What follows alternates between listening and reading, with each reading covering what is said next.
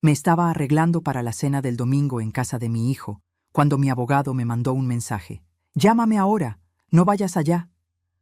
Lo que descubrió sobre el plan de mi nuera y de mi hijo lo cambió todo para siempre. Me había levantado temprano ese domingo, nerviosa como quinceañera, porque Rodrigo, mi único hijo, me había invitado a cenar. Hacía semanas que no pasábamos tiempo juntos. Semanas en las que cada llamada mía terminaba con un «Te marco luego, mamá, estoy ocupado». Pero ese domingo era diferente. Él mismo había insistido. «Mamá, ven a casa. Vanessa preparó tu mole favorito». Yo había sonreído al colgar. Tal vez las cosas finalmente estaban mejorando entre nosotros. Estaba frente al espejo, poniéndome los aretes de plata que mi difunto esposo me regaló hace 30 años, cuando mi celular vibró sobre el tocador. Era un mensaje del licenciado Durán, mi abogado.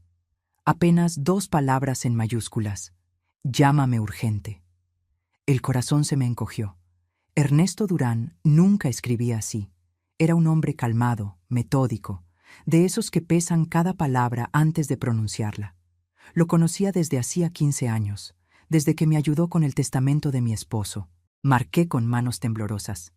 «Estela, gracias a Dios, contestas». Su voz sonaba agitada, algo que nunca había escuchado en él. «¿Dónde estás?» «En mi casa, Ernesto. Me estoy arreglando para ir con Rodrigo y...» «No vayas. Por favor, escúchame bien. No vayas a esa casa». El vestido azul que sostenía en la otra mano se me resbaló de los dedos. «¿Qué? ¿De qué hablas?» «Es la cena con mi hijo. Él mismo me invitó». «Estela, encontré algo. Algo muy grave. Necesito que vengas a mi oficina ahora mismo. O si prefieres, voy para tu casa». Mi respiración se volvió pesada. Afuera, el sol de la tarde entraba por la ventana, pero de repente sentí frío. «Ernesto, me estás asustando. ¿Qué está pasando?» Hubo un silencio que duró apenas segundos, pero se sintió como una eternidad. «Tu casa, Estela. Ya no es tuya. Las piernas me fallaron. Tuve que sentarme en la orilla de la cama». «¿Cómo que no es mía?» «Claro que es mía. La compré con mi propio dinero. Trabajé 30 años para...» «Firmaste una cesión total de propiedad hace 6 meses. Tu hijo es el dueño legal ahora. Y hay más, mucho más. Pero no puedo decírtelo por teléfono. Estela, esto es muy serio». El mundo se detuvo. Mi casa. La casa que levanté con bordados, con mis manos cansadas, con las madrugadas frente a la máquina de coser después de que mi esposo murió. La casa donde crié a Rodrigo, donde están las fotografías de mi vida entera. «Vengo para allá», susurré. «Dame 20 minutos». Colgué. Me quedé sentada, mirando el vestido azul tirado en el suelo. Y entonces entendí algo que me heló la sangre. Aquella cena no era una reconciliación, era una trampa. Si algo en esta historia te hace sentir un nudo en el pecho, quédate hasta el final. Porque lo que descubrí esa tarde no solo me quitó la casa, me quitó la fe en mi propia sangre. Dale like, suscríbete y acompáñame en este relato, porque necesito que alguien más sepa lo que viví. Mientras manejaba hacia el despacho del licenciado Durán, las lágrimas empezaron a nublarme la vista. Tuve que detenerme en un semáforo y respirar hondo, limpiándome los ojos con el dorso de la mano. La gente pasaba a mi lado, riendo, caminando tranquila, ajena a que mi mundo acababa de colapsar. ¿Cómo había llegado hasta aquí? Mi mente voló hacia atrás, hacia los días más oscuros de mi vida. Hace 12 años, cuando mi esposo Fernando murió de un infarto fulminante, me quedé sola con 43,000 pesos en el banco y una renta que vencía en 2 meses. Rodrigo acababa de entrar a la universidad. Tenía 20 años y toda una vida por delante. Yo tenía 56, ninguna pensión y un vacío en el pecho que parecía tragarse todo. Pero no me di el lujo de derrumbarme. Me encerré en la sala de nuestra antigua casa rentada y saqué la vieja máquina de bordar que mi madre me había heredado. Esa máquina Singer negra, pesada como un ancla, que llevaba conmigo desde que era una niña. La limpié, aceité cada pieza y bordé mi primer mantel. Lo vendí en el mercado de artesanías por 300 pesos. 300 pesos que se convirtieron en 600, luego en 2000, después en 5000 a la semana.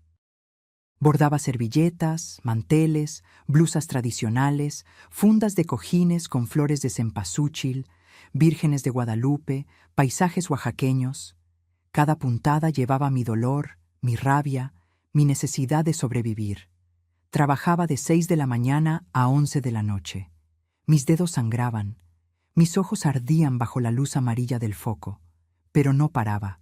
Rodrigo me veía trabajar y a veces me decía: «Mamá, descansa, ya es muy tarde». Yo le sonreía, con el hilo entre los dientes, y le contestaba: «Mijo, esto es para que tú tengas tu carrera, para que no te falte nada». 5 años después, abrí mi propio taller, un local pequeño en la colonia Condesa, con 3 empleadas que me ayudaban. Mis bordados empezaron a venderse en tiendas boutique. Turistas extranjeros pagaban hasta 2.500 pesos por un solo mantel. Mis manos, esas manos arrugadas y callosas, estaban construyendo un futuro. Y entonces llegó el día más importante de mi vida. Tenía 63 años cuando firmé la escritura de esta casa. Mi casa, un pequeño inmueble de 2 plantas en la colonia Roma Norte, con un jardincito al frente y una terraza donde podía ver atardeceres. Costó 3.200.000 pesos. Lo pagué en efectivo. Cada billete representaba un amanecer frente a la máquina, una orden cumplida, un sí de algún cliente satisfecho. El notario me entregó las llaves y yo lloré como nunca había llorado. Llamé a Rodrigo esa tarde. Él ya se había graduado de ingeniero industrial, trabajaba en una empresa internacional, ganaba bien. Le dije: «Hijo, ya tenemos casa propia, ya nunca más vamos a depender de nadie». Él vino esa noche, cargando una botella de sidra. Brindamos en la sala vacía, sentados en el suelo porque aún no tenía muebles. Me abrazó fuerte y me dijo: «Mamá, eres la mujer más fuerte que conozco». Guardé esas palabras como un tesoro. Además de la casa, logré ahorrar 847.000 pesos. Los tenía en una cuenta de inversión a plazo fijo. Era mi colchón, mi seguridad, mi vejez digna. Pensaba dejarle todo a Rodrigo algún día, pero como herencia, no como limosna, como el fruto de una vida bien vivida, no como un botín arrebatado. Estacioné frente al edificio donde estaba la oficina del licenciado Durán. Apagué el motor, me miré en el espejo retrovisor. Tenía los ojos hinchados, el rímel corrido, el cabello despeinado, pero había algo más en mi reflejo. Había miedo, miedo de confirmar que todo por lo que había luchado, todo lo que había construido con sangre y desvelos, me había sido arrebatado por las 2 personas en las que más confiaba en este mundo. Respiré profundo, tomé mi bolsa y bajé del auto. Porque si algo había aprendido en esta vida era esto: las batallas más duras no se pelean contra extraños. Se pelean contra quienes creíste que jamás te traicionarían. El licenciado Durán me recibió en su oficina con una expresión que nunca le había visto: preocupación mezclada con rabia contenida. Me sirvió un vaso con agua y esperó a que me sentara antes de abrir una carpeta beige repleta de documentos. Pero antes de llegar a eso, necesito contarles cómo empezó todo. Cómo una mujer que yo no conocía entró en nuestras vidas y, sin que me diera cuenta, comenzó a destruir todo desde adentro. Hace 3 años, Rodrigo llegó a mi casa un sábado por la tarde con una sonrisa que no le veía desde hacía tiempo. Traía de la mano a una mujer delgada, de cabello lacio y oscuro, impecablemente vestida con un traje sastre color perla, tacones altísimos, bolsa de marca, perfume caro que inundó mi sala en cuanto entró. «Mamá, ella es Vanessa», dijo mi hijo, con esa voz emocionada de quien presenta algo importante. Es licenciada en administración, trabaja en una firma de consultoría financiera. Vanessa me extendió la mano. No me abrazó, no me sonrió con calidez, solo una sonrisa educada, medida, fría. Señora Estela, qué gusto conocerla. Rodrigo me ha hablado mucho de usted. Me cayó bien al principio. O quizá me obligué a que me cayera bien porque veía a mi hijo feliz. Hacía años que no lo veía así. Desde que su última novia lo había dejado, Rodrigo se había vuelto más serio, más encerrado en su trabajo. Vanessa parecía exitosa, inteligente, de esas mujeres que saben lo que quieren. Pensé, qué bueno que mi hijo encontró a alguien así, alguien que lo empuje a crecer. No sabía que lo que ella quería era exactamente lo que yo había construido. Los primeros meses fueron normales. Venían a visitarme los domingos. Vanessa siempre traía postres de alguna pastelería francesa carísima, esos que cuestan 180 pesos por rebanada. Yo le ofrecía mi pan dulce casero, mis conchas recién horneadas, pero ella apenas probaba un pedacito y lo dejaba en el plato. «Es que estoy cuidando mi figura, señora Estela», decía con esa sonrisa que no llegaba a sus ojos. «Pero se ve delicioso». Y entonces empezaron los comentarios, sutiles, envueltos en palabras amables, pero comentarios al fin. Un día, mientras tomábamos café en mi sala, Vanessa miró alrededor y dijo: «Señora, esta casa tiene muchísimo potencial. Con una remodelación podría valer el doble. Esos muebles vintage están lindos, pero si cambiara por algo más moderno, minimalista, imagínese el cambio».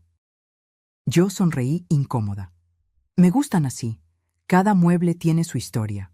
«Claro, claro», respondió ella, tocándose el cabello perfectamente planchado. «Es solo que... bueno, a veces aferrarse al pasado nos impide crecer, ¿no cree?» Rodrigo no dijo nada, solo bebió su café en silencio. Otro domingo, mientras yo preparaba pozole en la cocina, Vanessa entró y se apoyó en la barra. «Señora Estela, ¿usted ya tiene un plan de retiro estructurado? Porque con su edad debería estar pensando en inversiones más seguras, en diversificar su patrimonio». «Tengo mis ahorros», respondí, revolviendo la olla. «Y mi negocio todavía da para vivir bien». «Ah, sí, el taller de bordados», dijo ella, con un tonito que no me gustó. «Es muy artesanal. Pero dígame, ¿ha pensado qué pasará cuando ya no pueda trabajar? ¿Cuando sus manos ya no respondan como antes?» Sentí un nudo en la garganta. Porque era una pregunta que yo misma me había hecho en las noches de insomnio. Pero escucharla de su boca, dicha así, tan fría, tan calculadora, me dolió. «Por eso ahorro», dije firmemente. «Y por eso tengo esta casa. Es mi seguridad». Vanessa asintió lentamente, como si estuviera tomando nota mental de algo. «Por supuesto. Pero ¿sabe qué sería más inteligente? Poner esa casa a nombre de Rodrigo desde ahora. Así, cuando usted... bueno, cuando llegue el momento, no habrá problemas legales ni impuestos que pagar. Todo quedaría en familia, protegido». Algo en mi interior se erizó, pero no dije nada. Rodrigo seguía sin intervenir. Al mes siguiente, me anunciaron que se iban a casar. Yo organicé una pequeña reunión en mi casa para celebrar. Invité a mis amigas del taller, a algunos vecinos, a la familia. Vanessa llegó tarde, con cara de fastidio, y apenas probó la comida que había preparado con tanto cariño. «Es que no estoy acostumbrada a comida tan condimentada», me dijo en voz baja, mientras Rodrigo hablaba con un primo. Tragué saliva y sonreí. La boda fue en un salón elegante que ellos pagaron. Yo no tuve voz ni voto en nada, ni en el menú, ni en la música, ni en la lista de invitados. Era su día, me recordó Vanessa. Y yo, como madre, debía respetar sus decisiones. Me senté en esa boda sintiéndome como una invitada más, no como la madre del novio.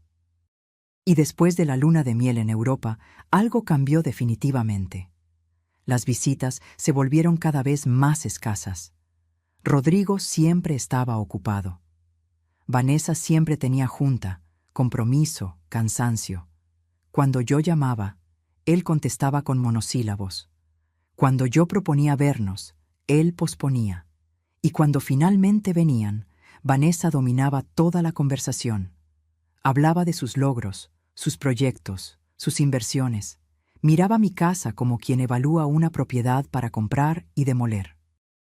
Una noche, sola en mi habitación, me pregunté si estaba exagerando, si eran cosas mías, si el problema era que no podía aceptar que mi hijo ya tenía su propia vida, pero algo en mi corazón me decía que no, que había algo más oscuro creciendo detrás de esas sonrisas frías y esos comentarios disfrazados de consejos. Y tenía razón. Pero cuando finalmente lo descubrí, ya era demasiado tarde. El licenciado Durán colocó el primer documento frente a mí. Era una escritura pública. Reconocí mi firma al final de la página. Mis manos empezaron a temblar.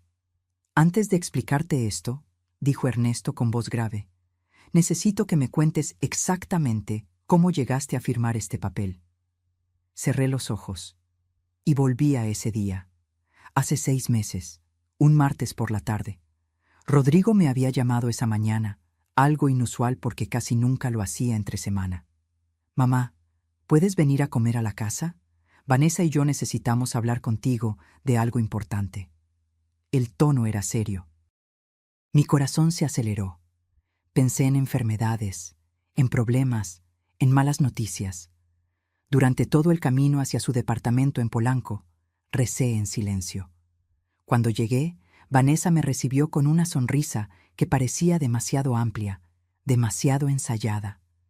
Había preparado una mesa con salmón, ensalada y vino blanco. Todo muy elegante, muy impersonal. Nada que yo realmente disfrutara, pero comí en silencio, esperando a que me dijeran qué pasaba. Después del postre, Rodrigo y Vanessa intercambiaron una mirada. Él se aclaró la garganta. Mamá, hemos estado pensando mucho en tu futuro, comenzó Rodrigo. En tu seguridad. ¿Mi seguridad? Repetí, confundida. Vanessa se inclinó hacia adelante, con esa expresión de preocupación que ahora sé que era completamente falsa. Señora Estela, Rodrigo y yo hemos estado investigando. ¿Sabía usted que cuando una persona fallece y deja bienes inmuebles, los herederos tienen que pagar impuestos enormes? Estamos hablando de hasta el 35% del valor de la propiedad. Me quedé helada. ¿35%? Susurré. Así es, continuó ella, sacando una carpeta con papeles impresos, gráficas, números resaltados en amarillo. Su casa está valuada en más de 3 millones de pesos. Eso significa que Rodrigo tendría que pagar más de 1 millón solo en impuestos sucesorios. Y si no los paga a tiempo, el gobierno puede embargar la propiedad. Mi hijo tomó mi mano. Esa mano que yo había sostenido cuando aprendió a caminar, cuando tuvo su primera caída, cuando le rompieron el corazón por primera vez.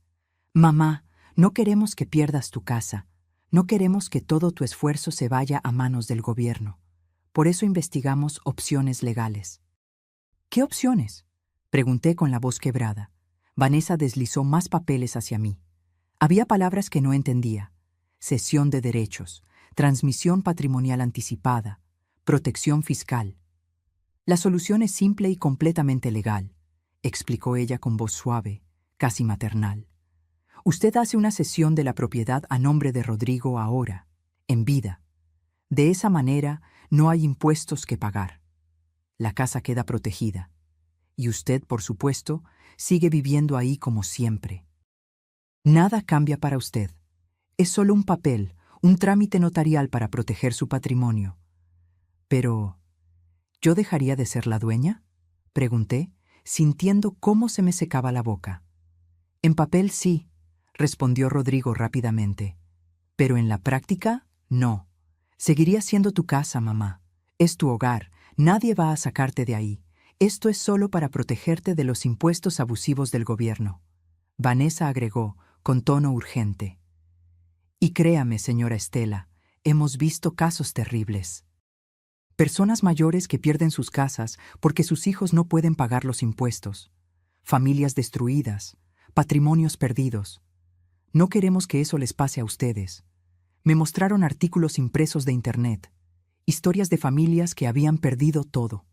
Números rojos, advertencias, titulares alarmantes. Yo estaba mareada, confundida. asustada. Pero, ¿no hay otra forma? ¿Un testamento no? Los testamentos no evitan los impuestos, mamá, interrumpió Rodrigo. Al contrario, los complican más. Esto es lo más seguro. Además, ya hablé con un notario. Está todo listo. Solo necesitamos tu firma. ¿Ya hablaste con un notario?, repetí, sintiendo una alarma en mi pecho.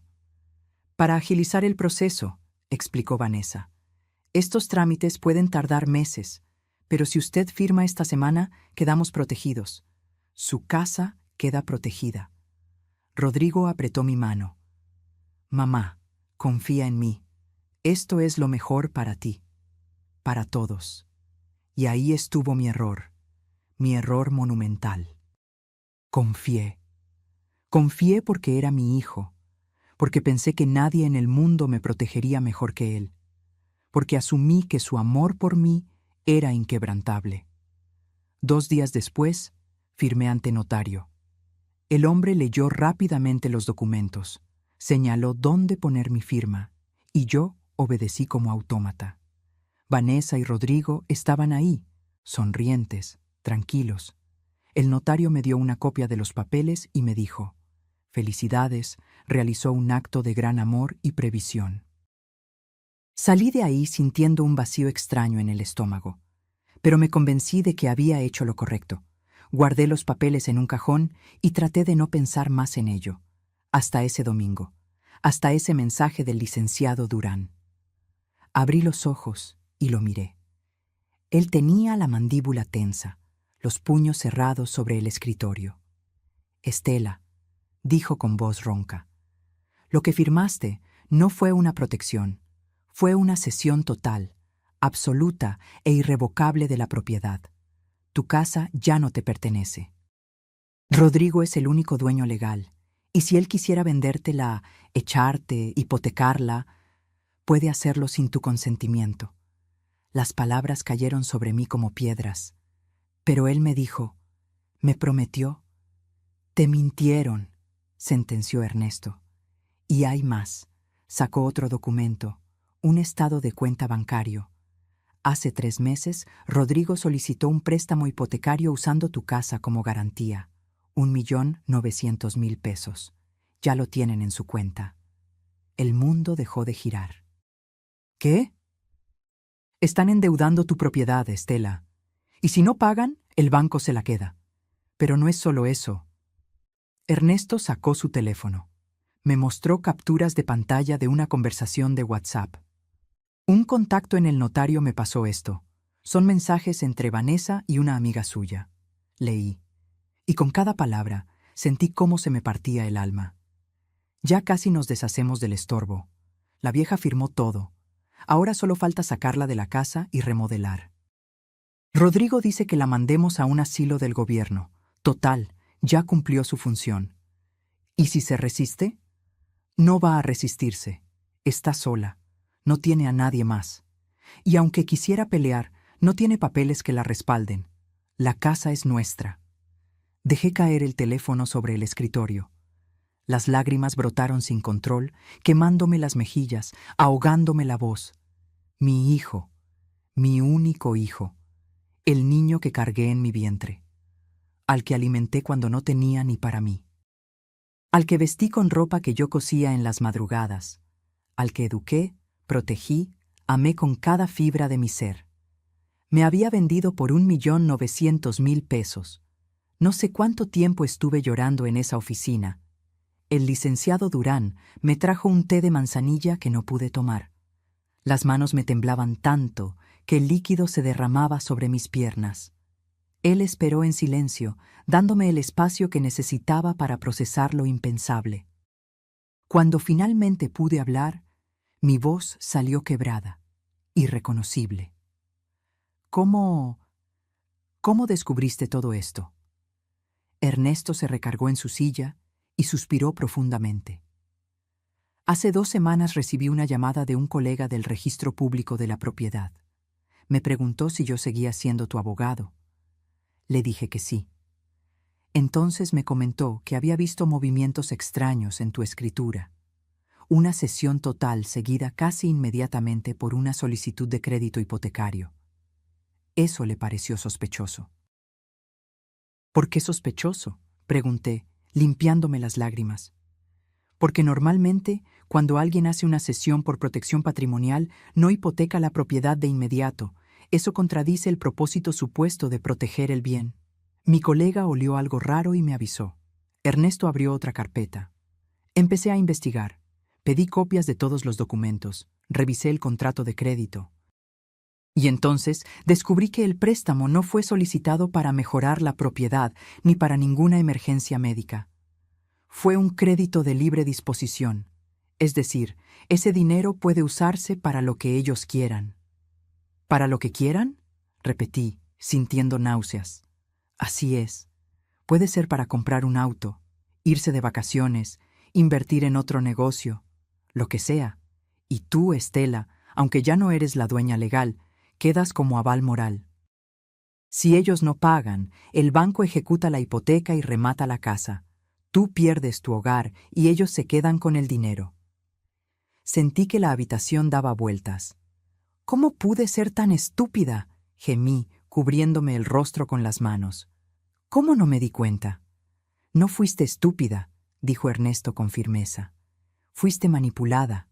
Ellos usaron tu amor, tu confianza y tu miedo contra ti. Eso no es estupidez, Estela, eso es abuso. La palabra quedó flotando en el aire. Abuso. Mi propio hijo me estaba abusando. Pero hay más, continuó el abogado, y yo pensé que no podía haber nada peor. Contraté a un investigador privado, solo para estar seguros, y encontró esto. Me mostró más capturas de pantalla, esta vez de una conversación entre Rodrigo y un agente inmobiliario. ¿En cuánto podemos poner la casa? En ese sector, con esas características, podemos pedir 4.200.000 pesos. Se vende rápido. Perfecto. Pero necesito sacar primero a la inquilina actual. ¿Conoces abogados que manejen desalojos express? Claro, te paso contactos. Con el dinero correcto, en 3 meses la tienes vacía. Mi hijo me estaba llamando inquilina. Como si yo fuera una extraña. Como si no hubiera dado 30 años de mi vida para construir ese hogar. Estela, escúchame bien, dijo Ernesto, inclinándose hacia adelante. Ellos planean sacarte de tu propia casa, venderla, quedarse con el dinero del crédito más el dinero de la venta. Estamos hablando de más de 6 millones de pesos en total, y a ti te dejarían en la calle. No puede ser legal, susurré. Tiene que haber algo, alguna ley que me proteja. Legalmente, firmaste una cesión voluntaria. Ante un juez, eso es válido. Ellos pueden argumentar que fue tu decisión libre. Y sin pruebas de que hubo engaño o coacción, es muy difícil revertirlo. ¿Muy difícil o imposible? Ernesto me sostuvo la mirada. Difícil, pero no imposible. Si logramos demostrar que hubo dolo, fraude o aprovechamiento de tu vulnerabilidad como adulta mayor, podemos pelear. Pero necesitamos pruebas sólidas. Y sobre todo, necesitamos que ellos cometan un error. ¿Qué tipo de error? Que digan o hagan algo que demuestre su verdadera intención, que se confíen, que revelen su plan abiertamente. Me quedé en silencio, procesando todo. Afuera, el cielo comenzaba a oscurecerse. El domingo que había comenzado con tanta ilusión se había convertido en la peor pesadilla de mi vida. ¿Y la cena?, pregunté de pronto. ¿Por qué me invitaron hoy específicamente? Ernesto sacó un último documento.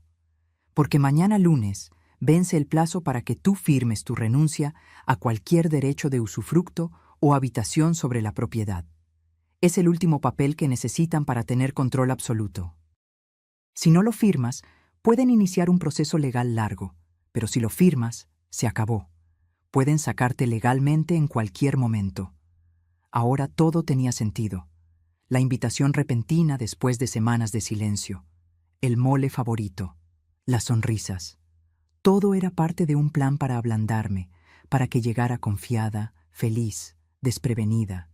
Y después del postre, sacarían unos papelitos para que yo firmara sin leer, creyendo que eran fotos o recuerdos familiares.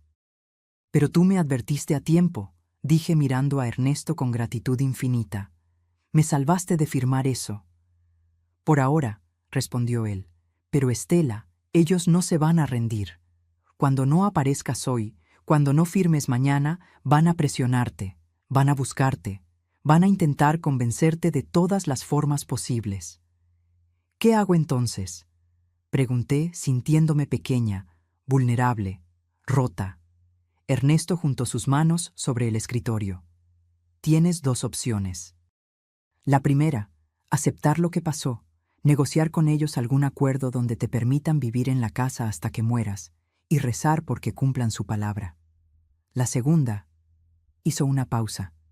La segunda es pelear, reunir pruebas, grabarlos si es necesario, demostrar que te engañaron y recuperar lo que es tuyo. ¿Tengo posibilidades reales de ganar? Si haces exactamente lo que te diga, si eres valiente y estratégica, sí. Hay una ley federal de protección a adultos mayores contra violencia patrimonial. Si demostramos que hubo manipulación y abuso, podemos anular la sesión. Pero no será fácil, y tendrás que enfrentarte a tu propio hijo en un juzgado. Las lágrimas volvieron a brotar, pero esta vez eran diferentes. No eran solo de dolor. Había algo más, algo que empezaba a crecer en mi pecho como una brasa encendida. Rabia. Levanté la cabeza y miré a Ernesto a los ojos. Quiero pelear, quiero recuperar mi casa. Y quiero que paguen por lo que me hicieron. Él asintió lentamente, con una leve sonrisa. Entonces prepárate, Estela, porque lo que viene no será bonito, pero te prometo que no estarás sola. Salí de esa oficina cuando ya era de noche. Mi teléfono estaba lleno de llamadas perdidas de Rodrigo y mensajes de Vanessa. Mamá, ¿dónde estás? Ya es tarde. ¿Te pasó algo? Contesta, por favor. Estamos preocupados. La cena se está enfriando. No respondí ninguno. Conduje de regreso a mi casa que ya no era mía, y me senté en la sala a oscuras, mirando las fotografías en las paredes. Rodrigo de bebé, Rodrigo en su graduación, Rodrigo abrazándome el día que compré esta casa. ¿En qué momento ese niño se había convertido en un extraño capaz de traicionarme así? Y más importante, ¿en qué momento yo había olvidado que soy una mujer que no se rinde? Esa noche algo cambió dentro de mí. El dolor seguía ahí. Pero ahora estaba acompañado de algo más fuerte: determinación. Pasé toda la noche despierta, sentada en mi cama, con la espalda contra la cabecera, mirando el techo mientras las horas se arrastraban con una lentitud insoportable. Mi teléfono no dejaba de sonar. Llamadas, mensajes. Cada vibración era como un puñal en el estómago. A las 2 de la mañana, Rodrigo dejó un mensaje de voz. Su tono había cambiado. Ya no sonaba preocupado, sonaba molesto. Mamá, esto es ridículo. No contestas el teléfono, nos dejaste plantados, nos hiciste quedar mal. Al menos ten la decencia de explicarnos qué pasó. Llámame mañana temprano. Borré el mensaje sin terminar de escucharlo. El lunes en la mañana, el licenciado Durán me llamó. «Estela, ¿cómo amaneciste?» No dormí, respondí con voz rasposa. Lo imaginé. Escucha, tengo un plan. Pero necesito que confíes en mí y que hagas exactamente lo que te voy a pedir. Dime, quiero que vayas a esa cena. Me senté en la cama de golpe. ¿Qué? ¿Estás loco? No pienso... Escúchame, interrumpió con calma. Necesitamos pruebas. Necesitamos que ellos revelen sus intenciones. Y la mejor forma de conseguirlo es que tú vayas, finjas que no sabes nada, y los dejes hablar. Lleva tu celular grabando en el bolso. Graba todo. Cada palabra, cada gesto, cada comentario. Ernesto, no puedo. No puedo sentarme frente a ellos y actuar como si... Sé que es difícil, pero es la única manera. Si no tenemos pruebas contundentes de su plan, será tu palabra contra la de ellos. Y ante un juez, Ellos pueden argumentar que todo fue legal y transparente. Necesitamos que se cuelguen solos. Cerré los ojos. Respiré hondo. ¿Y si no puedo? ¿Y si me derrumbo ahí mismo? No te vas a derrumbar, dijo Ernesto con firmeza, porque eres más fuerte de lo que crees, y porque has sobrevivido cosas peores que una cena incómoda. Piensa en esto como una actuación, la actuación más importante de tu vida. Esa tarde volví a llamar a Rodrigo. Puse mi mejor voz de madre arrepentida. Hijo, perdóname. El domingo me sentí mal. Creo que fue algo que comí. Me tuve que regresar a casa de emergencia y me quedé dormida. Recién veo todas sus llamadas. Hubo un silencio del otro lado. Luego, su voz, más fría de lo normal. ¿Estuviste enferma todo este tiempo y no pudiste mandar un mensaje? Perdón, mi amor. No quise preocuparlos. ¿Podemos cenar hoy? Déjame compensarlos. Escuché a Vanessa hablar de fondo. Luego Rodrigo respondió. Hoy no podemos, pero mañana sí. ¿Te parece a las 8? Perfecto, ahí estaré. Colgué y me quedé mirando el teléfono en mi mano. El licenciado Durán me había dado instrucciones precisas. Activar la grabadora de voz, ponerla en mi bolso, dejarlo cerca durante toda la cena. El martes llegó demasiado rápido. Me vestí con un suéter color vino y unos pantalones negros. Nada elegante. No quería que pensaran que era una ocasión especial para mí. Tomé mi bolso de piel café, verifiqué 3 veces que la grabadora estuviera activa y conduje hacia Polanco con el estómago hecho nudo. Cuando llegué al edificio donde vivían, el portero me saludó con una sonrisa. Yo asentí sin decir palabra. Subí en el elevador hasta el piso 12. Cada segundo se sentía eterno. Toqué el timbre. Vanessa abrió la puerta. Llevaba un vestido negro ajustado y el cabello recogido en un moño perfecto. Me miró de arriba a abajo antes de sonreír. Señora Estela, qué bueno que ya se siente mejor. Pase. Entré. El departamento olía a perfume caro y velas aromáticas de lavanda. Todo estaba impecablemente ordenado, ni una mota de polvo, ni un objeto fuera de lugar. Era un espacio frío, sin alma, como un showroom de revista. Rodrigo salió de la cocina secándose las manos con un trapo. Me dio un beso en la mejilla, pero fue mecánico, sin calidez.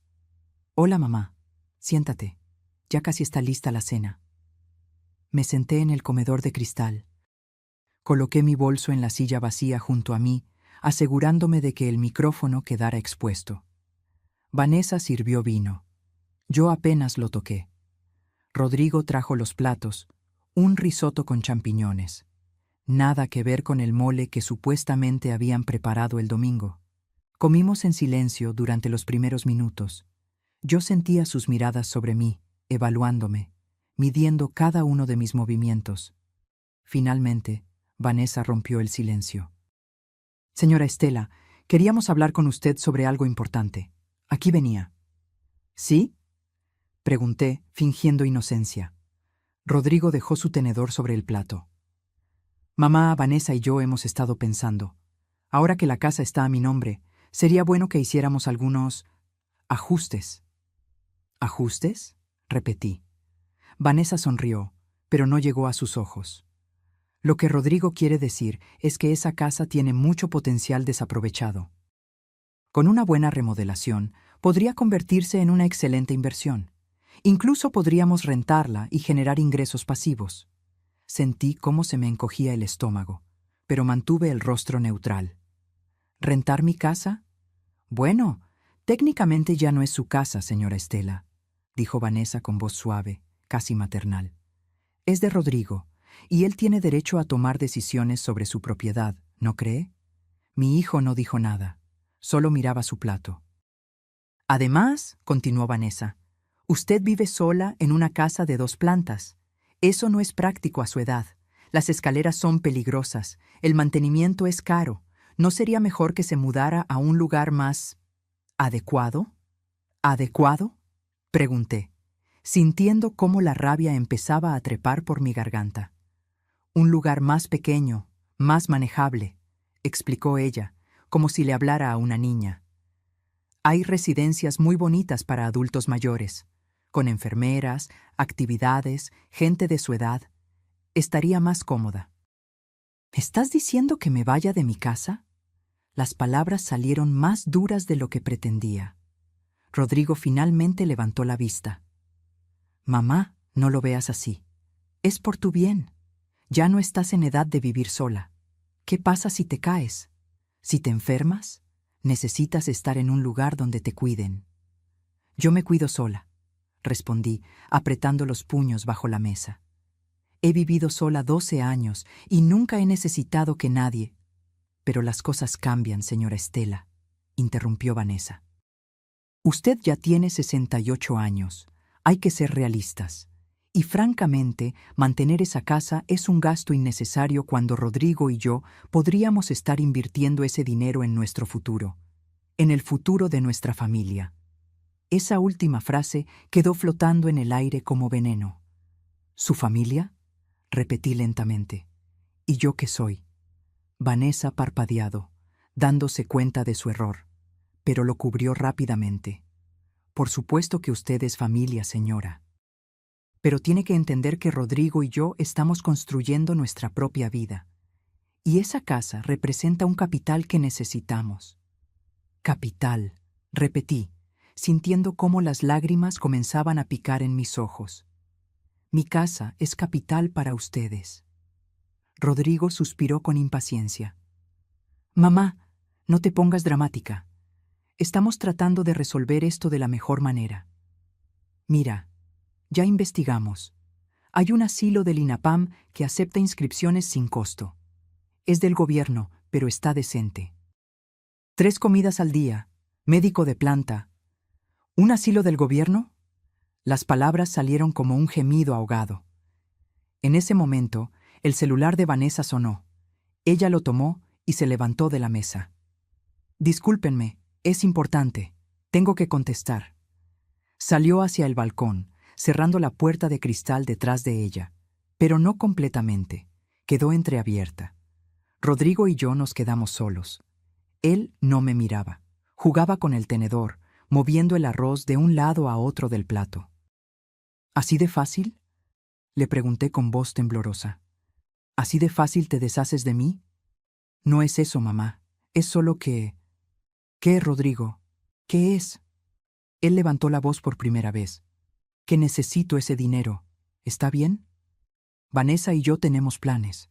Queremos comprar un terreno en Cuernavaca, construir una casa propia. Pero no podemos hacerlo si todo tu patrimonio está atascado en esa casa vieja que ni siquiera usas completa. Me quedé sin aire.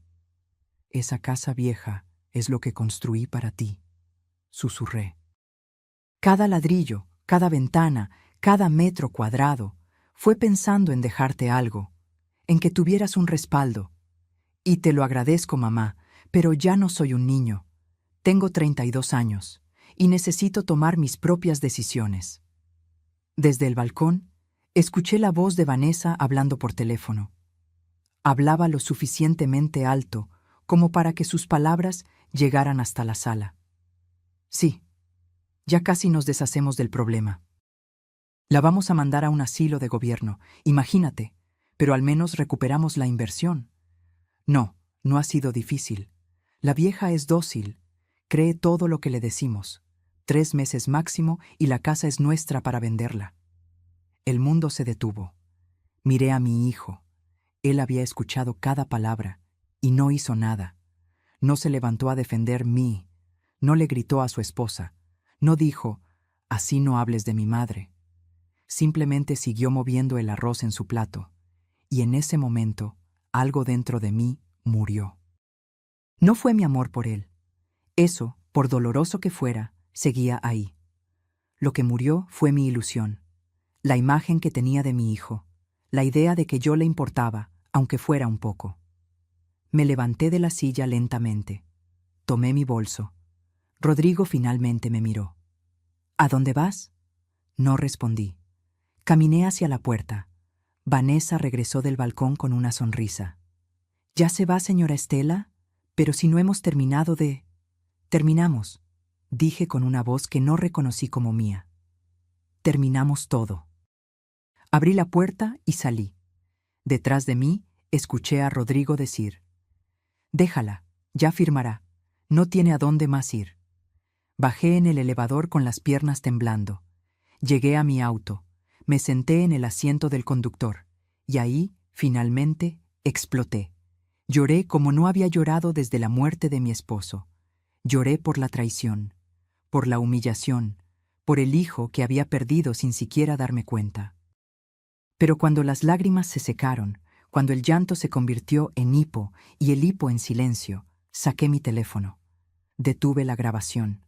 2 horas y 14 minutos de audio. Cada palabra, cada plan, cada insulto disfrazado de preocupación. Le mandé el archivo al licenciado Durán con un solo mensaje: «Tengo lo que necesitábamos. Ahora dime cómo los destruimos». Llegué a mi casa pasadas las 11 de la noche.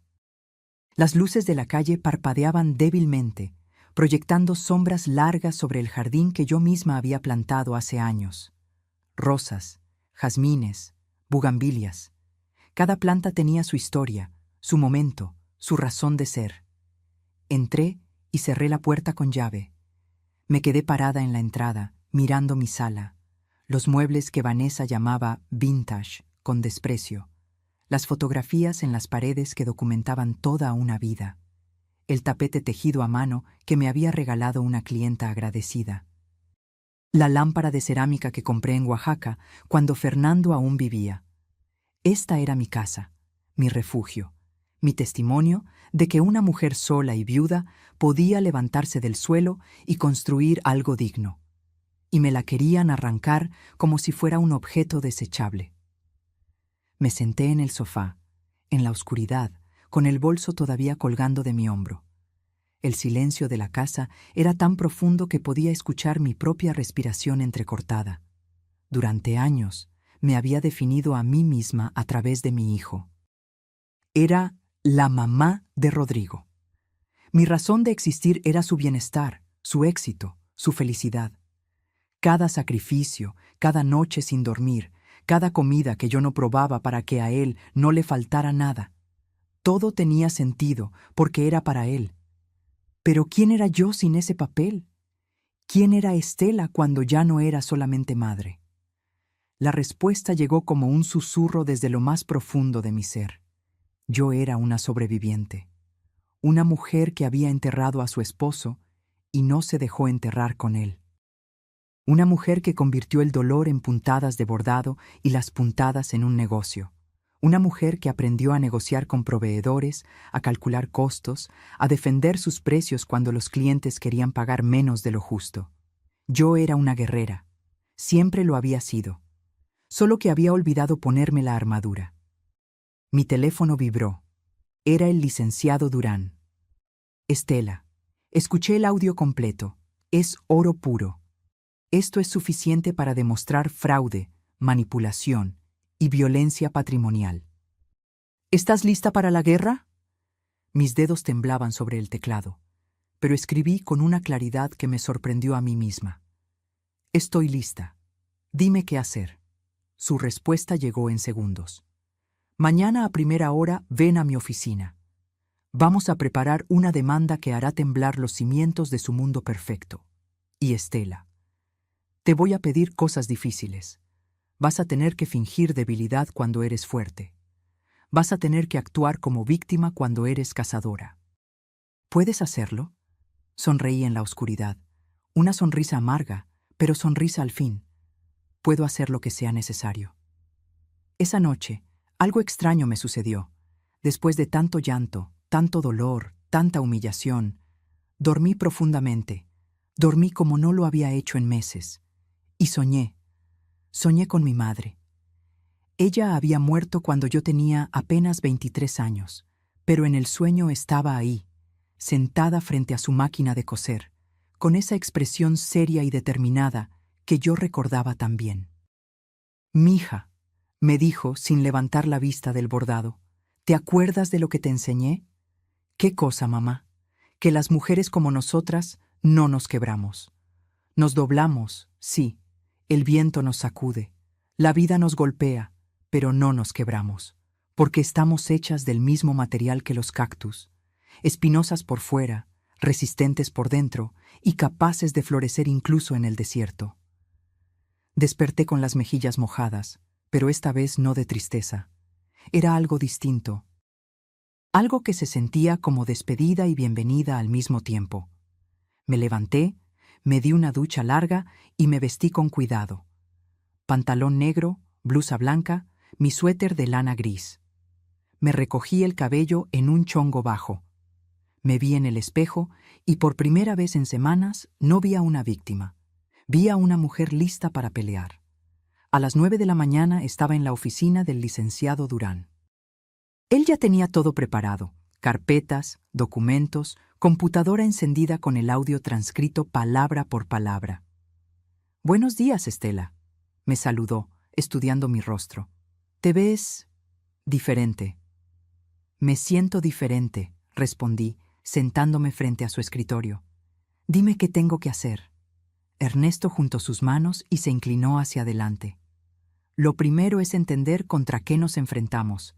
Ellos tienen la ley de su lado en papel. Tú firmaste voluntariamente.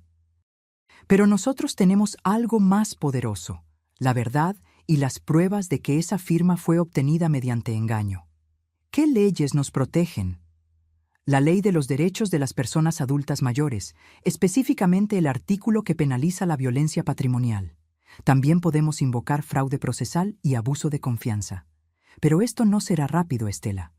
Puede tomar meses». «No me importa el tiempo», dije con firmeza. «Me importa ganar». «Bien, entonces esto es lo que vamos a hacer». Ernesto desplegó un plan detallado. Primero, presentaríamos una demanda de nulidad de la cesión de propiedad basada en dolo y error sustancial.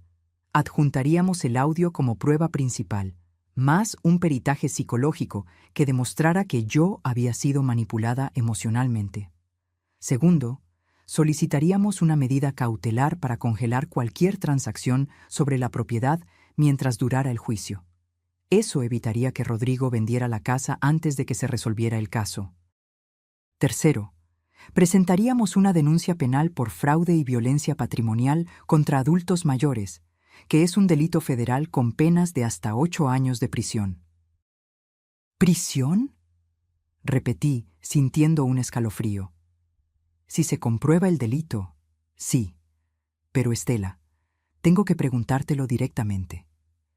¿Estás dispuesta a que tu hijo enfrente consecuencias penales? La pregunta quedó suspendida en el aire, como una guillotina. Cerré los ojos. Vi al niño de 5 años que lloraba cuando se caía. Al adolescente que me abrazaba cuando yo lloraba por su padre. Al joven que me había dicho: «Eres la mujer más fuerte que conozco». Pero también vi al hombre que me llamó inquilina, que permitió que su esposa me llamara estorbo y vieja, que planeaba encerrarme en un asilo del gobierno para quedarse con mi patrimonio. Abrí los ojos. Estoy dispuesta a lo que sea necesario para recuperar mi dignidad. Ernesto asintió lentamente. Entonces hay algo más que debes saber. Para que este plan funcione, necesitamos que ellos se sientan confiados, que crean que ganaron. Quiero que los llames, que te hagas la derrotada y que les digas que estás dispuesta a negociar. ¿Negociar? Finge que aceptas irte de la casa a cambio de una pequeña mensualidad. Diles que solo quieres mantener la paz, que no quieres problemas. Mientras más seguros se sientan, más errores cometerán, y nosotros estaremos documentando todo. ¿Quieres que me humille más?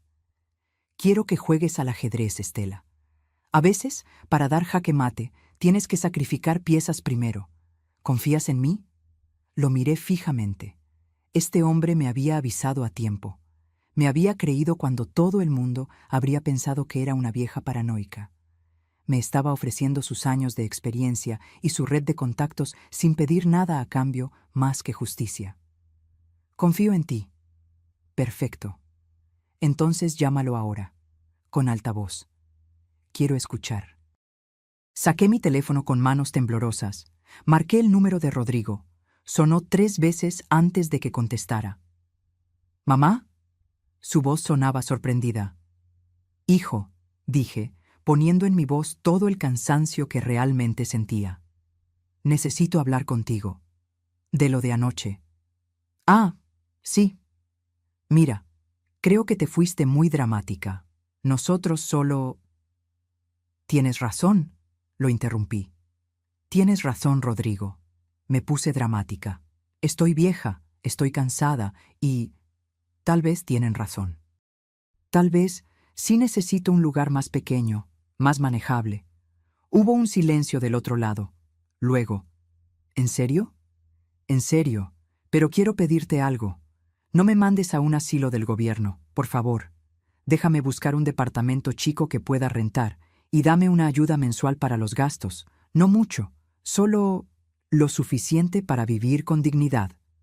Escuché a Vanessa hablar de fondo, aunque no pude entender qué decía.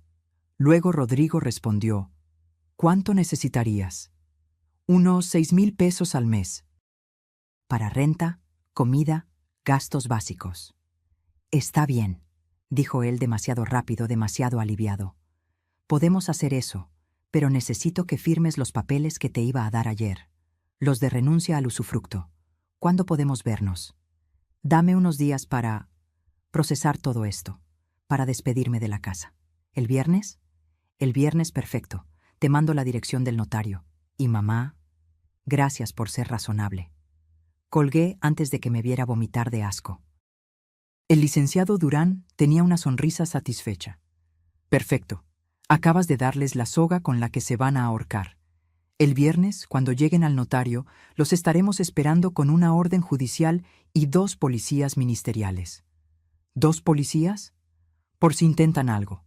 La violencia patrimonial contra adultos mayores es delito grave, y con ese audio tenemos causa probable para detención. Me recosté en la silla, exhausta, pero extrañamente en paz. Ernesto, ¿de verdad crees que podemos ganar? Él me sostuvo la mirada con una intensidad que no había visto antes. Estela, no solo vamos a ganar, vamos a hacer que se arrepientan cada día de haber subestimado a una mujer que bordó su libertad con sus propias manos. Y así comenzó mi transformación de víctima a cazadora.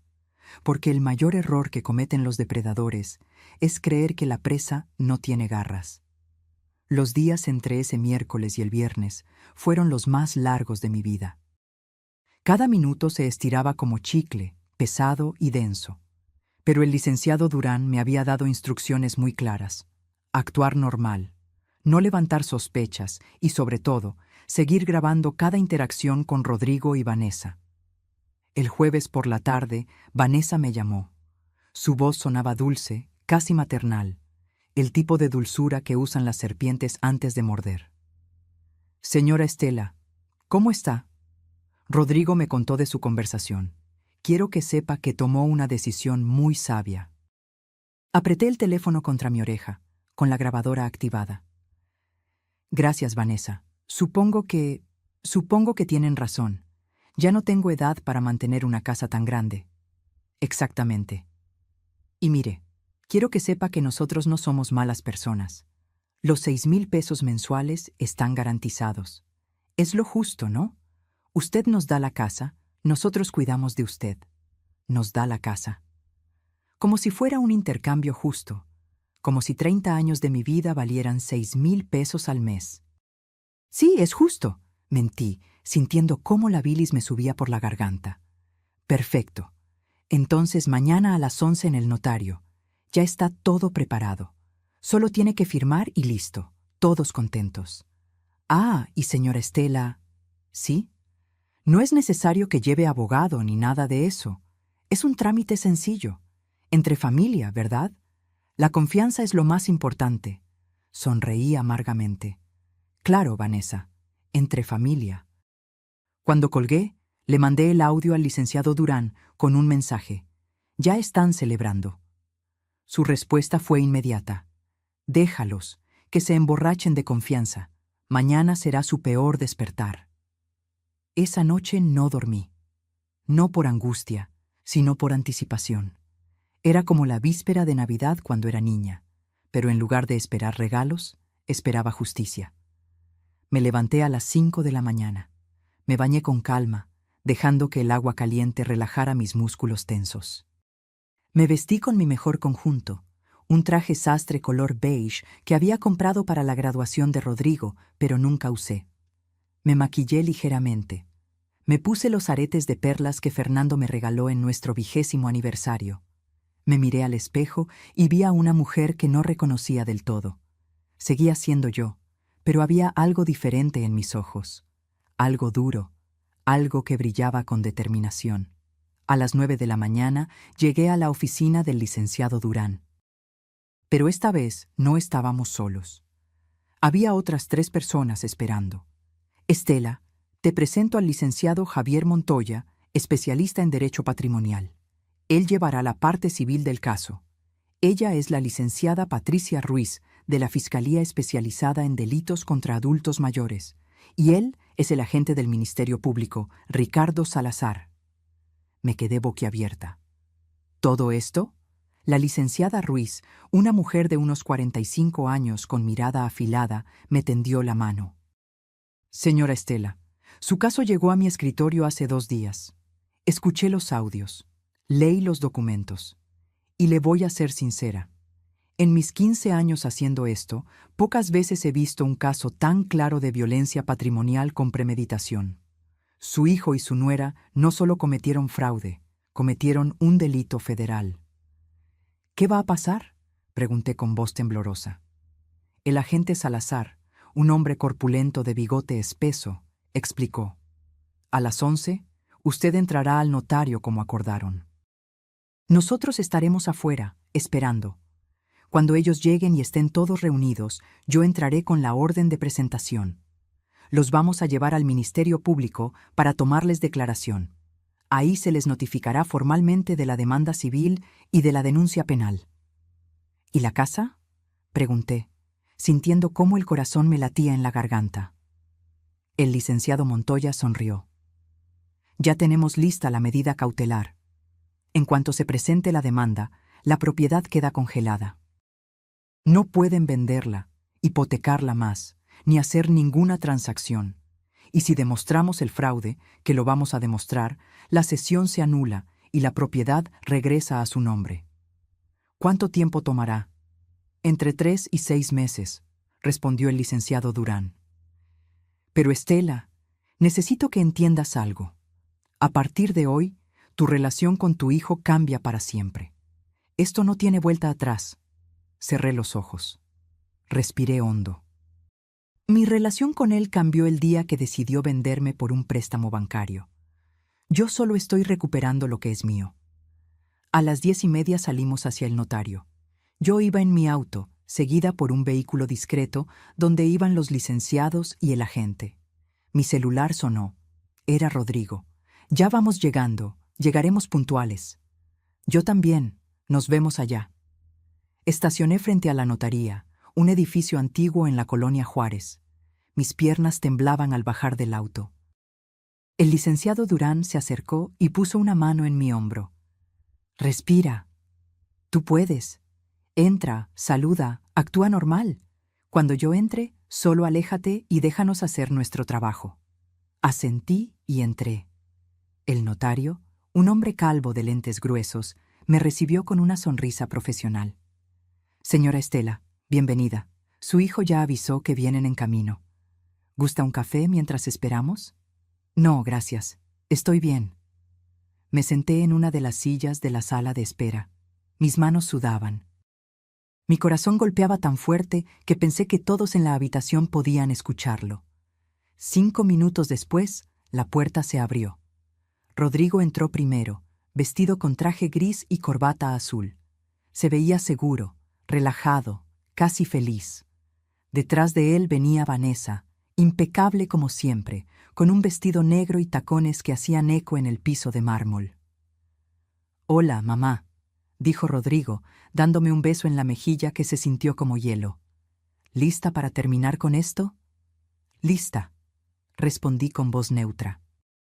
Vanessa me sonrió. «Señora Estela, qué bien se ve.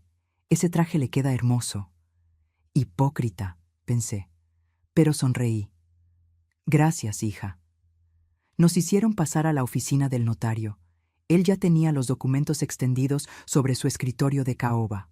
Papeles y más papeles con sellos, firmas, párrafos en letra pequeña. Bien, dijo el notario, ajustándose los lentes. Aquí tenemos la renuncia formal de la señora Estela a cualquier derecho de usufructo, habitación o uso sobre la propiedad ubicada en la calle. No terminó la frase. La puerta se abrió de golpe y entraron el licenciado Durán, la licenciada Ruiz, el licenciado Montoya y el agente Salazar. El notario se puso de pie, confundido. ¿Qué significa esto? El agente Salazar mostró su placa. Agente del Ministerio Público. Traigo una orden de presentación para el señor Rodrigo Navarro Méndez y la señora Vanessa Ortega de Navarro. Rodrigo palideció. Vanessa se levantó de su silla, furiosa. ¿Qué es esto? ¿Algún tipo de broma? La licenciada Ruiz dio un paso al frente. No es broma, señora. Están siendo citados por la Fiscalía Especializada en Delitos contra Adultos Mayores. Se les acusa de fraude, violencia patrimonial y abuso de confianza. Rodrigo me miró, con los ojos desorbitados. «Mamá, ¿qué hiciste?» Me levanté lentamente. Lo miré directamente a los ojos, sin pestañear. Lo que debía hacer hace 6 meses, defenderme. «¡Esto es ridículo!», gritó Vanessa. «Ella firmó voluntariamente. Tenemos los papeles». El licenciado Durán sacó una carpeta. Papeles obtenidos mediante engaño, amenazas veladas y manipulación emocional. Tenemos grabaciones de sus propias voces confesando el plan, llamándola estorbo, planeando encerrarla en un asilo del gobierno. ¿Quieren escucharlas aquí o prefieren hacerlo en el Ministerio Público? El silencio que siguió fue ensordecedor. Vanessa intentó hablar, pero el licenciado Montoya la interrumpió. Además, solicitamos y obtuvimos una medida cautelar. La propiedad queda congelada desde este momento. No pueden venderla, rentarla, ni hacer transacción alguna hasta que se resuelva el juicio de nulidad. «No pueden hacer esto», gritó Rodrigo, con la voz quebrada. «Yo soy el dueño legal». «Eres el dueño de una propiedad obtenida ilegalmente», respondió la licenciada Ruiz con frialdad. «Y eso se llama despojo. Ahora, ¿vienen voluntariamente o necesito llamar a las unidades de apoyo?» Rodrigo me miró con una mezcla de shock, rabia y algo que casi parecía miedo. «Mamá, no puedes hacerme esto. Soy tu hijo».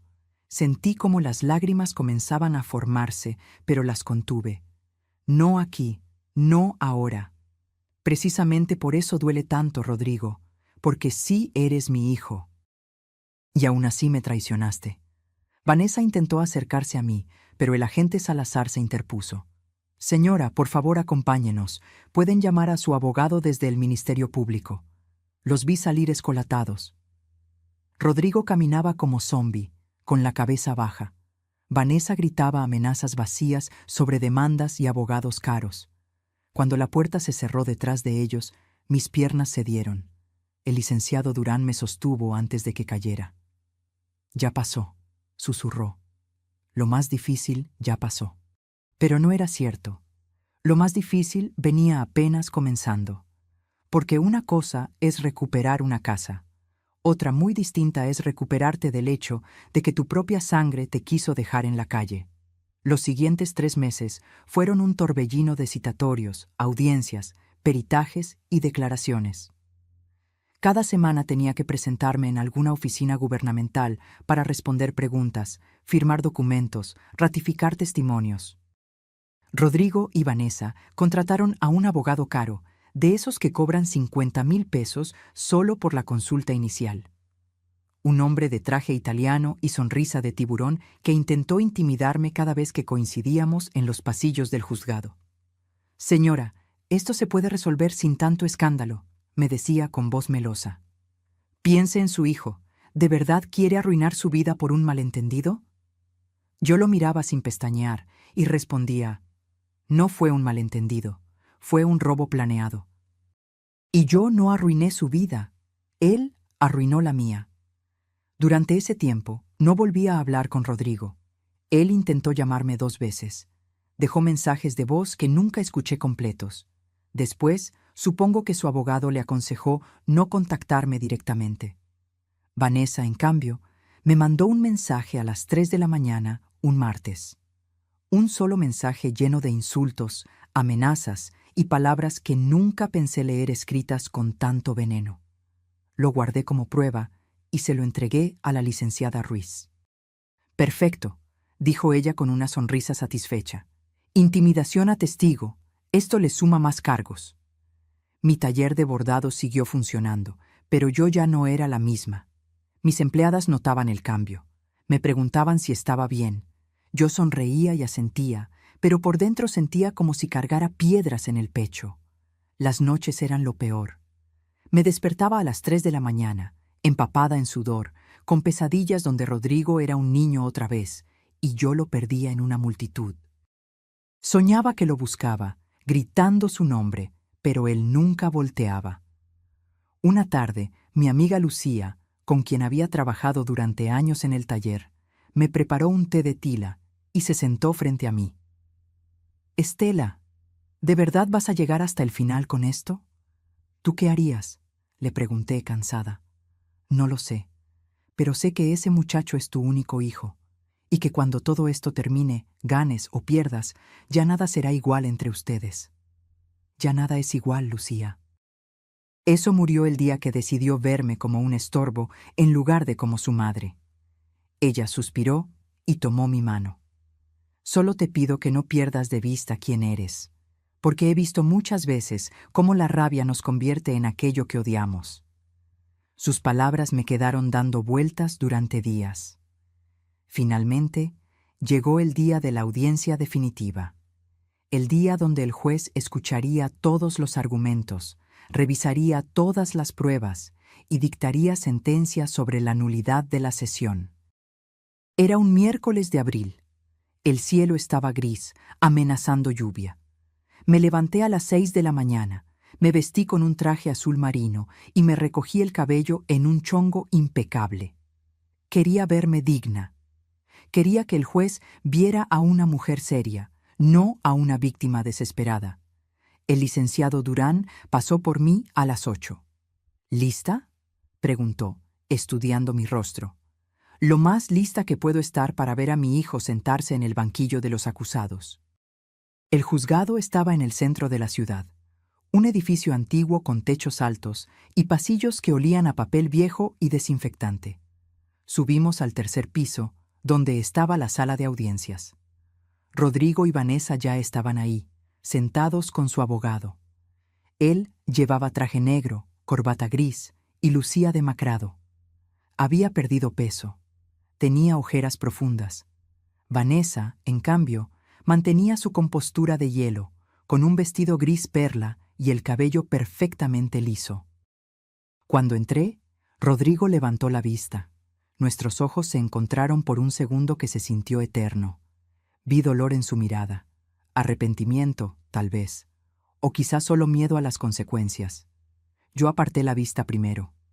Nos llamaron a la sala. Era un espacio rectangular con paredes color crema, un estrado donde se sentaba el juez y bancas de madera para las partes. Me senté junto a mis abogados.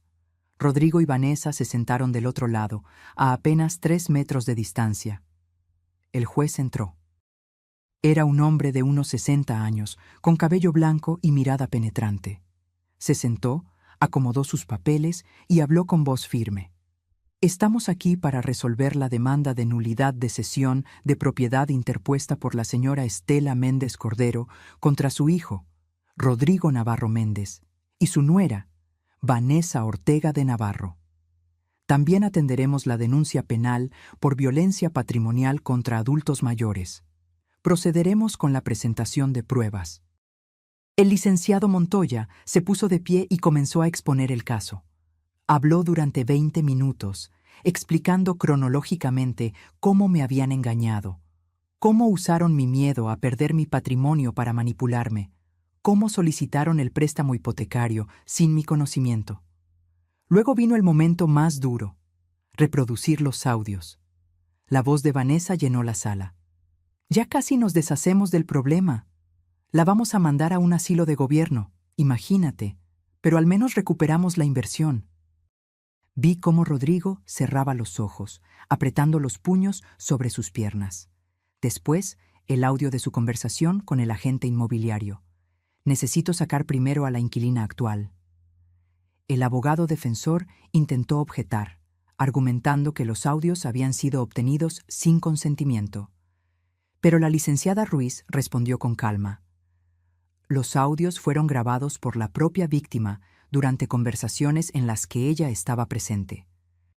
Es completamente legal bajo la Ley de Protección de Datos Personales cuando se trata de documentar un delito. El juez asintió y permitió que continuaran. Luego fue mi turno de declarar. Me puse de pie, con las piernas temblando. Caminé hasta el estrado. Puse mi mano sobre la Biblia y juré decir la verdad. El licenciado Montoya me hizo preguntas básicas primero. Mi nombre, mi edad, mi ocupación. ¿Cómo había adquirido la propiedad?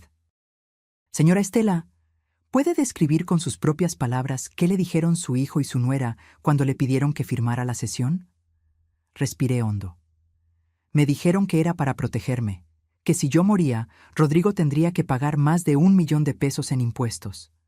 Me dijeron que era solo un trámite en papel, que yo seguiría viviendo en mi casa como siempre. Me lo juraron. ¿Y usted les creyó? Sí, porque era mi hijo, porque pensé que él jamás me haría daño.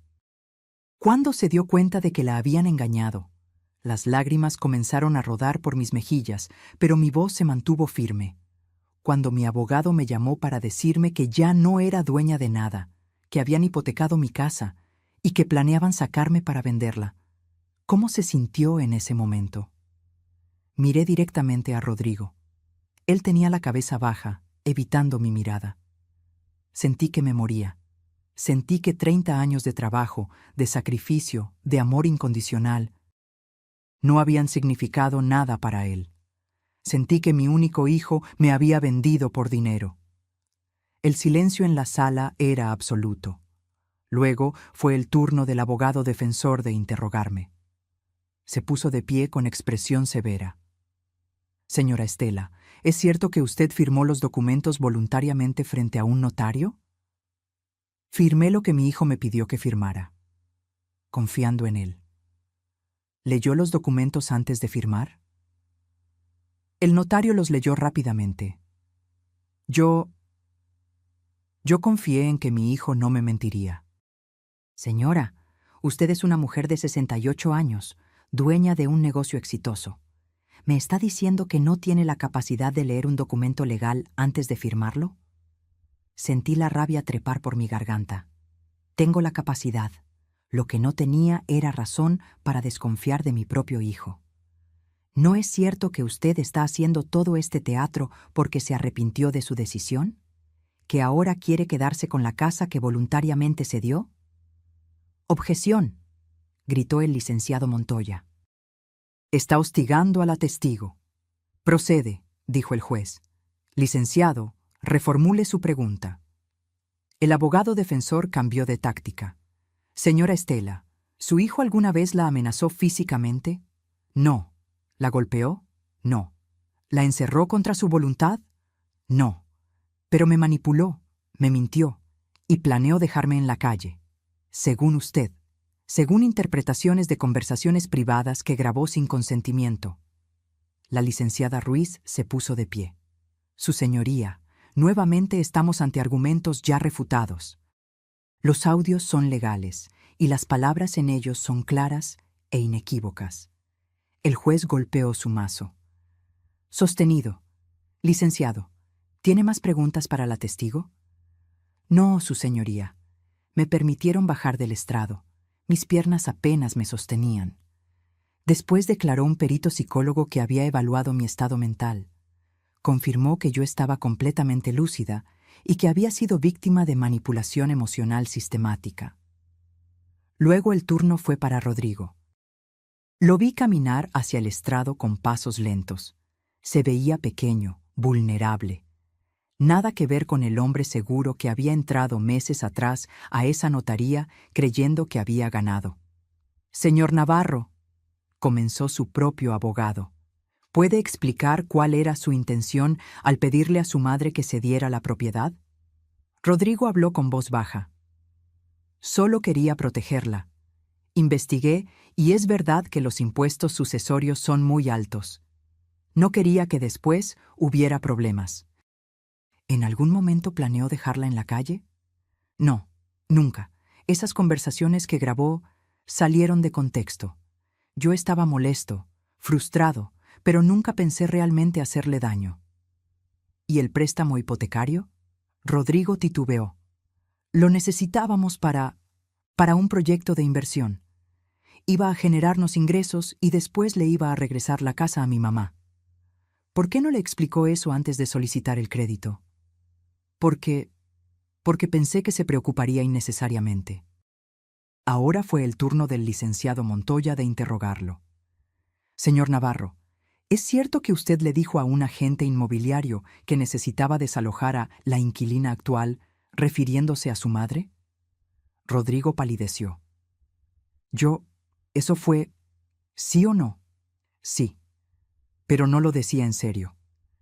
Tampoco lo decía en serio cuando su esposa dijo que su madre era un estorbo y usted no la corrigió. Yo no podía controlar lo que Vanessa decía, pero podía defenderla. ¿Lo hizo? Silencio. Señor Navarro, responda la pregunta. ¿Defendió a su madre cuando su esposa la llamó estorbo? No, susurró Rodrigo, y por primera vez una lágrima rodó por su mejilla. No la defendí. El juez llamó a un receso de 30 minutos.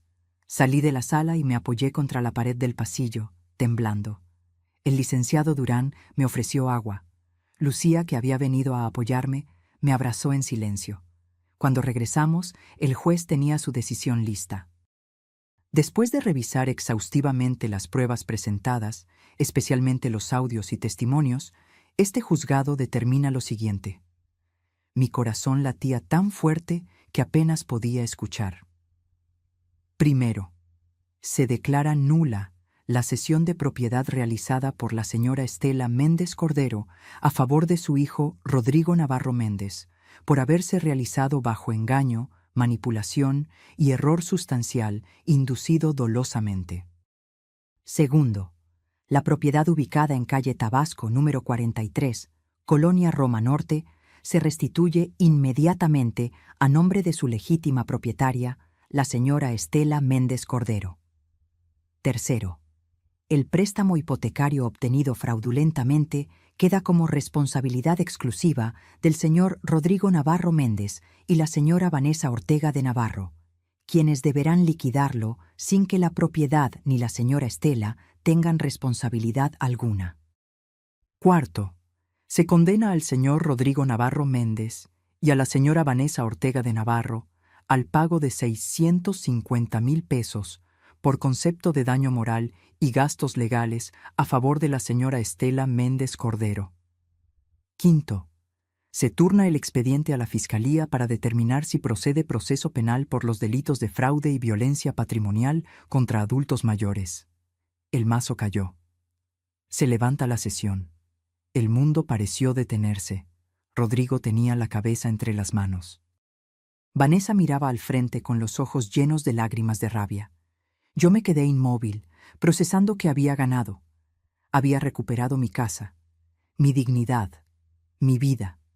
Pero al mirar a mi hijo derrumbado en esa silla, con los hombros caídos y la derrota escrita en cada línea de su rostro, me di cuenta de algo devastador. Había ganado la batalla, pero había perdido a mi hijo para siempre. Los días después de la sentencia fueron extraños, silenciosos. Como despertar después de una tormenta y no reconocer el paisaje que dejó atrás. Volví a mi casa, legalmente mía otra vez, y recorrí cada habitación como si fuera la primera vez. Toqué las paredes, me senté en mi sofá. Subí las escaleras despacio, sintiendo cada escalón bajo mis pies. Todo estaba igual, pero yo ya no era la misma mujer que había salido de aquí meses atrás. El licenciado Durán me ayudó con todos los trámites para registrar nuevamente la propiedad a mi nombre. El banco, después de una negociación tensa, aceptó que Rodrigo y Vanessa eran los únicos responsables del préstamo hipotecario. Mi casa quedó libre de gravámenes. Los 650,000 pesos de la indemnización llegaron a mi cuenta 3 semanas después.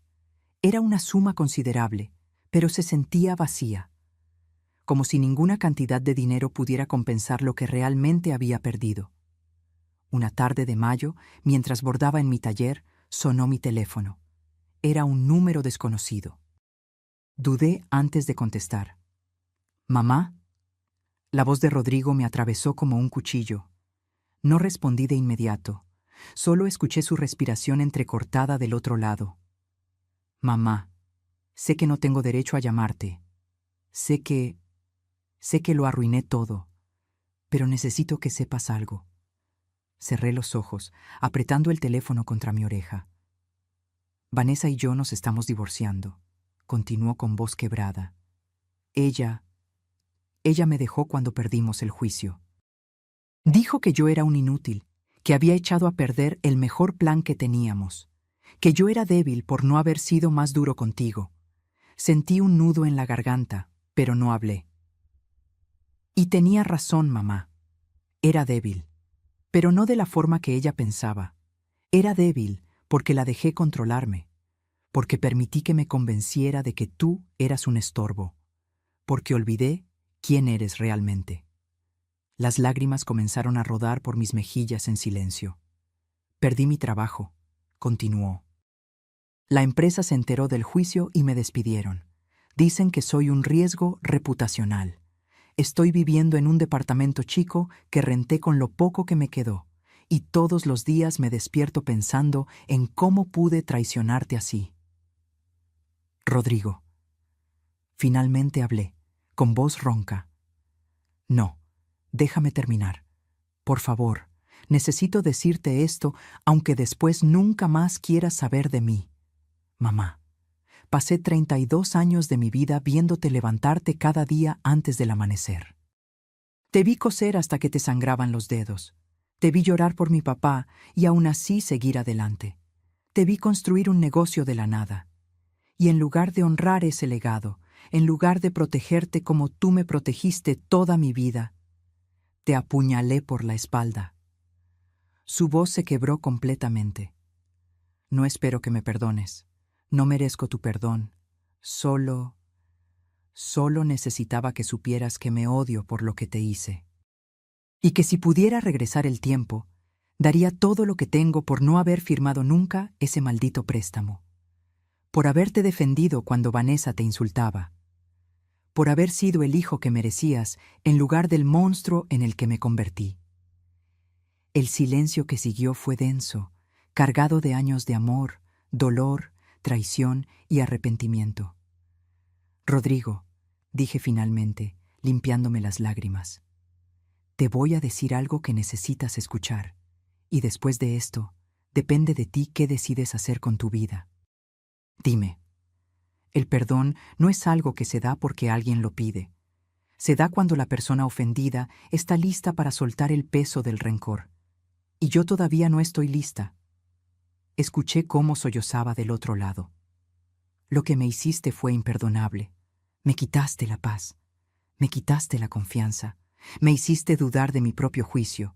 Y sobre todo, me hiciste sentir que no valía nada para ti. Mamá. Pero, continué, pero eres mi hijo.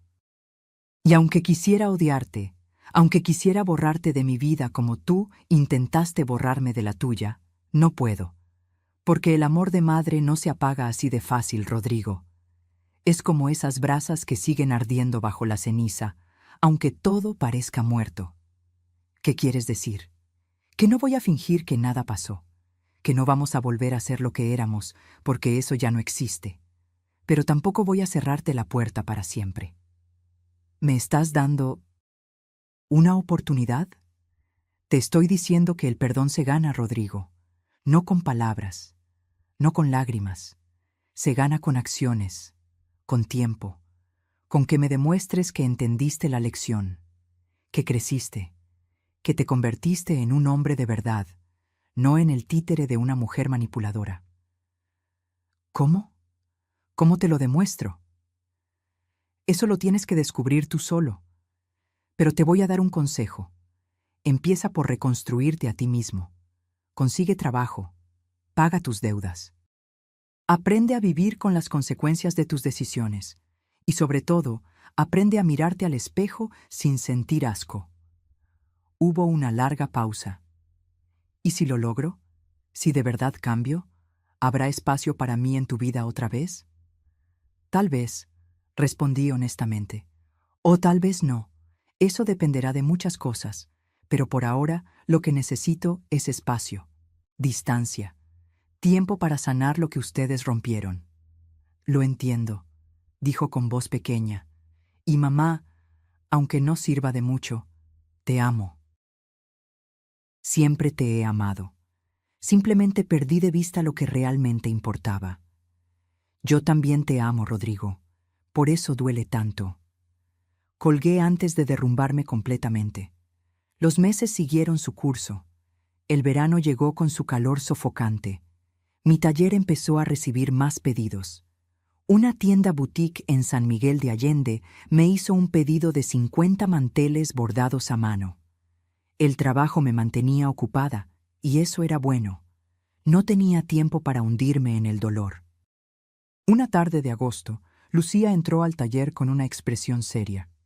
«Estela, hay una mujer afuera que quiere hablar contigo. Dice que se llama Gabriela y que su historia es parecida a la tuya». Salí y encontré a una señora de unos 70 años, con el rostro surcado de arrugas y los ojos llenos de tristeza.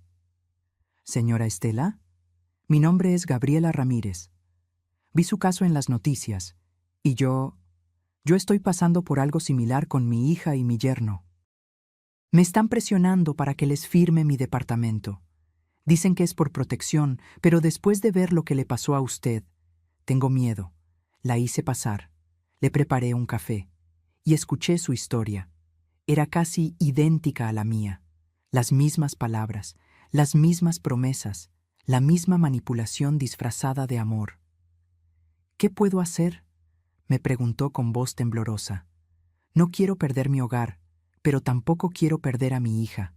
Le di el contacto del licenciado Durán. Le expliqué los pasos que debía seguir, y le dije algo que ella necesitaba escuchar. «Gabriela, proteger tu patrimonio no es una traición a tus hijos, es un acto de amor propio, y si ellos realmente te aman, lo entenderán».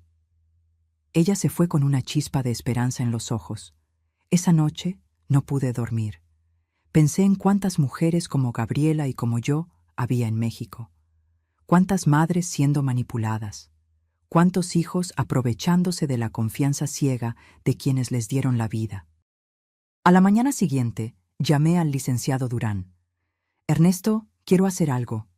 Quiero usar parte de la indemnización para crear algo útil». «¿Qué tienes en mente?» «Una asociación, pequeña, sin muchas pretensiones, pero que ofrezca asesoría legal gratuita a adultos mayores que están siendo víctimas de abuso patrimonial, que les enseñe a identificar las señales, que les dé las herramientas para defenderse». Hubo un silencio.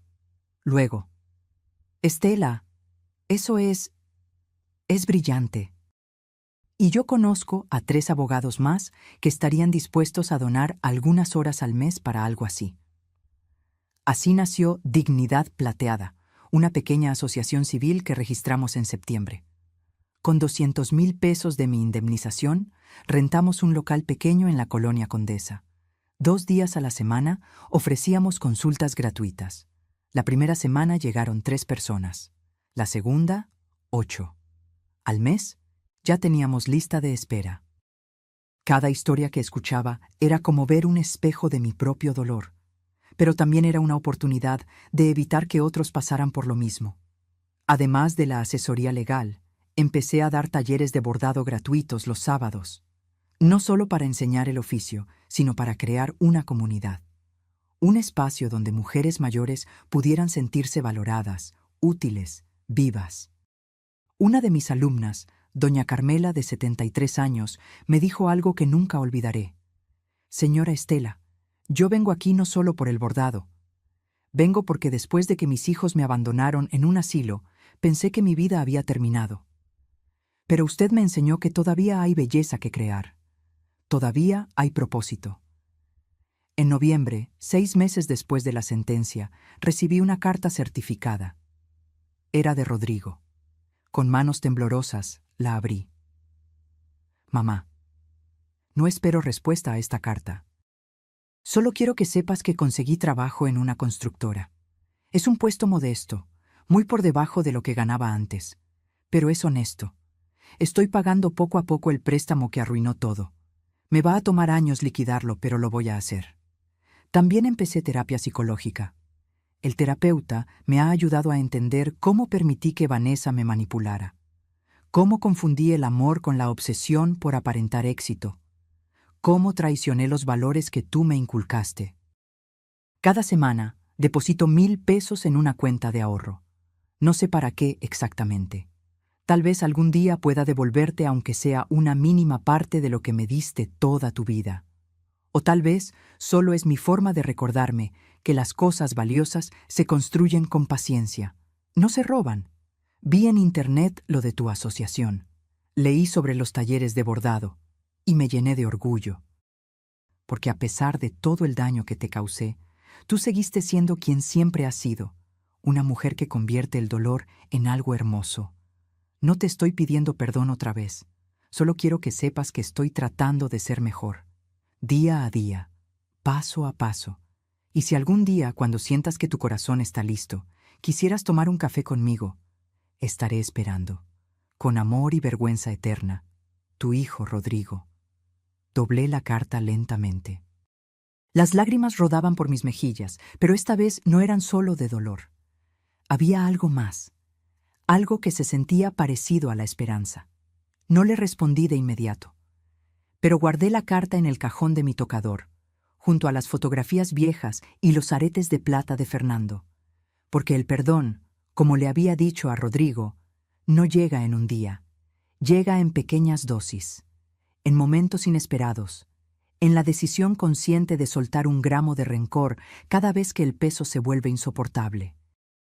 Hoy, 1 año después de aquella sentencia, sigo viviendo en mi casa, sigo bordando, sigo dando talleres, sigo ayudando a personas que necesitan recuperar su dignidad.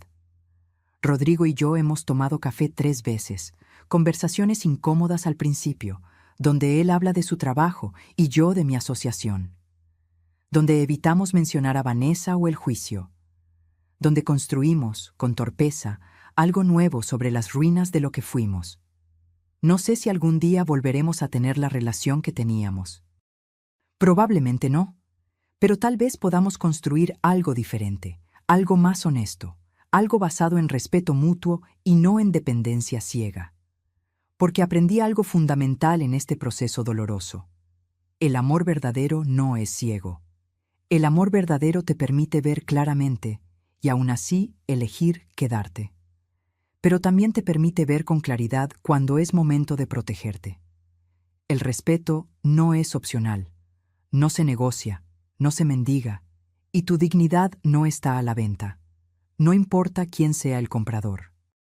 Me siento en mi terraza esta tarde, con una taza de café entre las manos, mirando el atardecer que pinta el cielo de naranja y rosa. El mismo cielo que veía cuando estaba rota. El mismo cielo que me vio levantarme. Y pienso en todas las mujeres que están pasando ahora mismo por lo que yo pasé, que sienten que están solas, que creen que no tienen poder. Y quiero decirles esto, desde el fondo de mi alma: nunca eres demasiado vieja para defender lo que es tuyo. Nunca es demasiado tarde para recuperar tu dignidad.